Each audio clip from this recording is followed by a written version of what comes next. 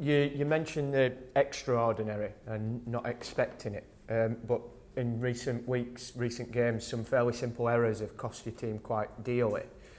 Is there anything that you can do as a manager to try and ensure that those don't continue and become normal? I'm thinking kind of tackles like Tommy Smith against Leicester, the clearance by Wassell last week. I think this is exactly what we have to accept, and this is what I meant.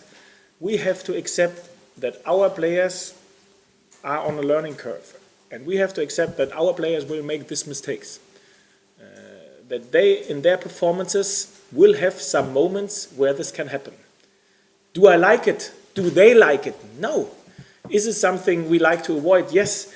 But this is exactly the difference between the top class players. They consistently over a season deliver, and other players who maybe have a game where such a mistake happens. So accept it, because it isn't a surprise.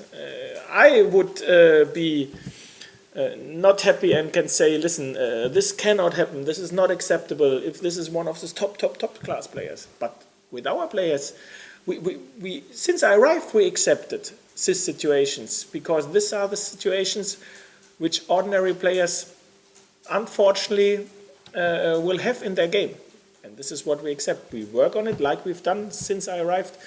But I think, and this is so important, and again, this is why I'm so happy to be here and to have our supporters in our back. Our supporters are so smart and know exactly that everything can happen, and they know exactly how ambitious me and this dressing room is. So it's not about the ambition, it's only about be realistic, take it as something extraordinary, be excited and give your best. And accept what happens. Work on it, yes, but accept it.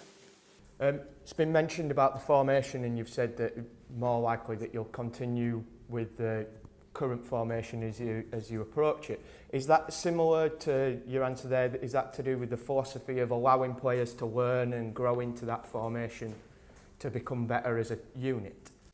No, I think for us, we have a squad together which we brought together with the idea of our usually Huddersfield Town formation. Even if we are adaptable and if we need, we can change our formation.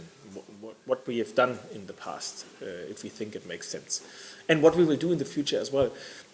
But I think you should not change formations only because you think you have to do it because the results were not there. This makes no sense.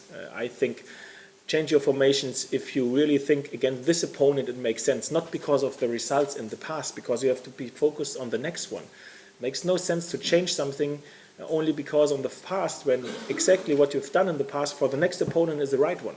So this is something what I think is the most important thing. And then, of course, formations often depends on injuries, opponents, the moments in the game. Sometimes you have to change it because the timing in the game, the result in the game. Yeah, listen, I'm the most adaptable person on the planet. I have no problem to change something and to adapt if necessary, but only if it's necessary.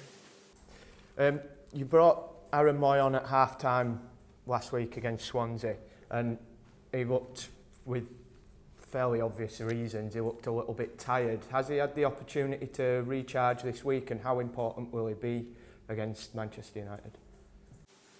He was able to recharge for sure. I would disagree that he looked tired in the second half. I think he was a player who gave our game an impact in the second half, but unfortunately we paid the price that he was not able to play 90 minutes after the 120 minutes he played for Australia Wednesday before.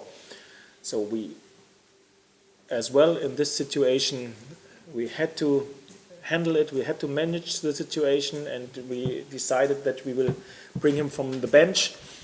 And I think this was the right decision, because he was able to help us in the second half. The second half was, from my point of view, better than the first half, and now he has a full week to recharge a little bit, and he will be in the starting 11 tomorrow, without a doubt, and we try everything to support him as good as we can, that he will be on his best tomorrow. And finally, from me, it goes without saying that to get anything out of Man United, you're going to need to be error-free and probably score a goal. What do you think your best route to a goal will be tomorrow? I don't care which goal we score tomorrow. I take every one. Set piece, open play, I take every goal. Thank you.